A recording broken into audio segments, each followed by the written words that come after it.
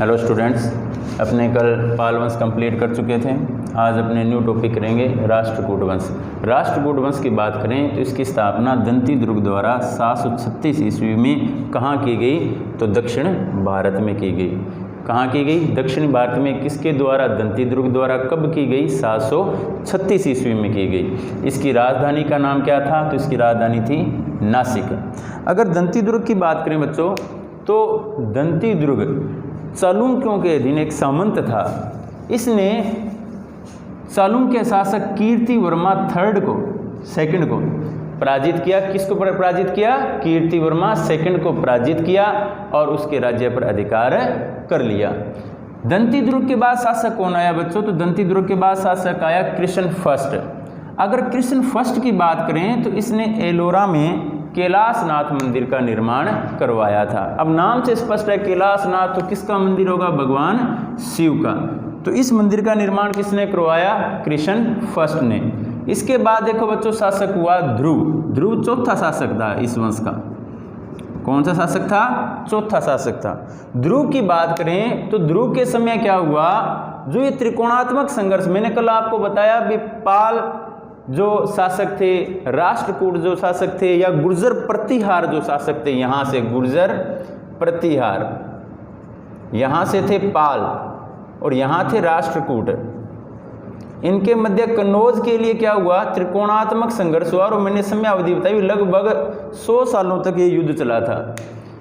इस युद्ध में या इस त्रिकोणात्मक संघर्ष में ध्रुव ने क्या किया? इसने गुर्जर प्रतिहार शासक वत्सराज को पराजित किया था। यहां से था गुर्जर प्रतिहार शासक वत्सराज। इसे किसने पराजित किया? तो राष्ट्रकूटों में चौथा शासक था ध्रुव। इसने वत्सराज को पराजित किया। ध्रुव के बाद शासक आया गोविंद थर्ड।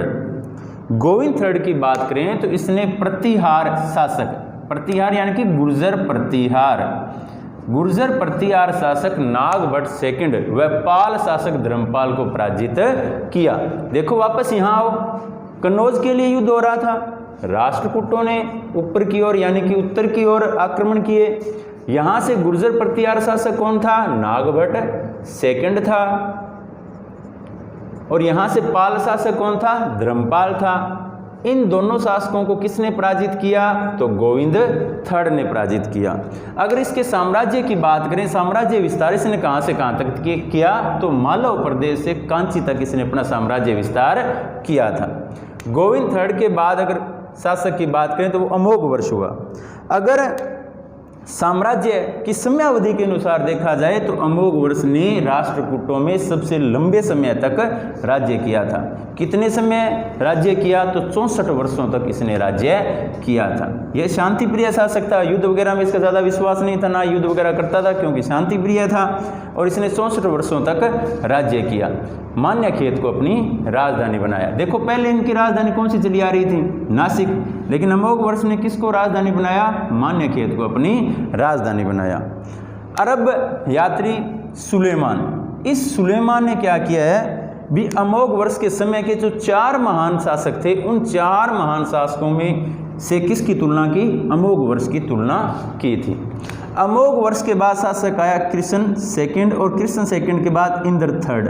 इन दोनों की बात करें तो इन दोनों ने ही पाल शासक महिपाल को पराजित किया था। देखो बच्चों, यहाँ तक क्या चल रहा है? त्रिकोणात्मक संघर्ष। यहाँ देखो किसको पराजित कर रहा है ये? गोविंद थर्ड धर्मपाल को पराजित कर रहा है। यहाँ कृष्ण सेकंड और इंद्र थर्ड किसे पराजित कर रहे हैं? महिपाल को। ये भी क्या था? पाल शासक था। तो इन दोनों ने क्या किया? पाल शासक महिपाल को पराजित किया था। इंद्र थर्ड के बाद शासक बना कृष्ण थर्ड। देखो प्रमुख शासक आया इसके बाद कृष्ण थर्ड। कृष्ण थर्ड की बात करें तो इसके समय इनका जो संघर्ष था वो दक्षिण के चोल शासकों से प्रारंभ हो गया। इनका संघर्ष किससे प्रारंभ हुआ? चोल शासकों से। लेकिन राष्ट्रकूटों का पतन किसने किया? पतन किया चालुक्यों ने। देखो बच्चों, कृष्ण थर्ड के बाद शासक आया कर्क द्वितीय। कर्क द्वितीय की बात करें तो 973 ईस्वी में चालुक्य शासक तेलप ने किसको पराजित किया? करक द्वितीय को और राष्ट्रकूट वंश की सत्ता को यहाँ से समाप्त कर दिया। और अब अधिकार किसका हो गया इनके राज्य पर? अधिकार हो गया चालुक्यों का। देखो इनका संघर्ष चोलों से भी प्रारंभ हुआ, इनका संघर्ष चालुक्यों से भी प्रारंभ हुआ, लेकिन अंतिम रूप से विजय इन पर किसने प्राप्त की? तो चालुक्यों ने की। और किसने की? चालुक्यों में तेलप ने। कब की? 973 ईस्वी में।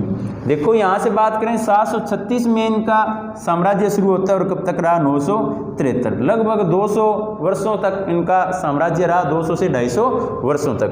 अब इस वंश के शासकों के कार्यों की बात करें, शासकों के कार्य क्या थे? सबसे पहले धार्मिक बातों को देखा जाए तो कौन से धर्म को मानते थे? वैदिक धर्म के उपासक थे, वैदिक धर्म के समर्थक थे, या वैदिक धर्म को ये लोग मानते थे। इन्होंने कन्नड़ और संस्कृत साहित्य को प्रोत्साहन दिया था। देखिए दक्षिण में थे इसलिए कन्नड़ और संस्कृत जो किससे संबंधित है? वैदिक धर्म से संबंधित है, इसलिए कन्नड़ और संस्कृत दोनों साहित्यों को उन्होंने प्रोत्साहन दिया था। अरब लोग, जो अरब लोग थे, अरब लोग राष्ट्रकूट वंश के शासकों को या इन लोगों को क्या कहकर पुकारते थे? बलहरा या बलराज कहकर पुकारते थे। देखो बच्चों, अरब लोग राष्ट्रकूटों को क्या कहते थे? बलहरा या बलराज कह के पुकारते थे। तो देखिए बच्चों, राष्ट्रकूट वंश अपने कंप्लीट कर चुके हैं। दंती दुर्ग से करक सेकंड तक कंप्लीट हुआ, 736 से शुरुआत होती है, अंत होता है 973 में। ये नहीं कह सकते पूर्ण रूप से अंत हो गया, छोटे छोटे साम्राज्यों में बिखर गया, या जो प्रमुख राज्य था वहाँ पर किसका शासन हो गया? चालुक्यों का शासन हो गया। तो ये टॉपिक कंप्लीट हो चुका है हमारा। आप इसे अपने फेयर नोटबुक में नोट करें और इसको लर्न करें। थैंक यू बच्चों।